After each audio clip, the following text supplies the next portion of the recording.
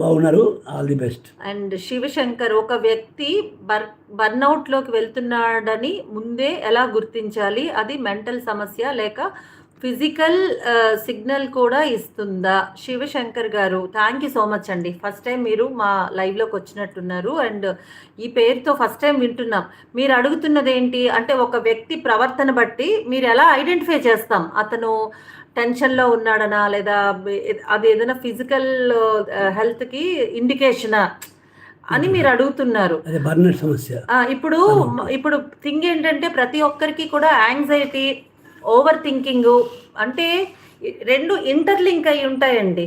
ఇప్పుడు కొంతమంది ఏంటంటే హెల్త్ ఇష్యూస్ ఎక్కువైపోయాయి అనుకోండి, మానసికంగా డిప్రెషన్లోకి వెళ్ళిపోతున్నారు. ఆ హెల్త్ని ఎదుర్కోలేక మానసికంగా డిప్రెషన్లోకి వెళ్ళిపోయి ఈ హెల్త్ని ఎదుర్కోలేక సూసైడ్ అటెంప్ట్స్ కూడా చేసుకుంటున్నారు.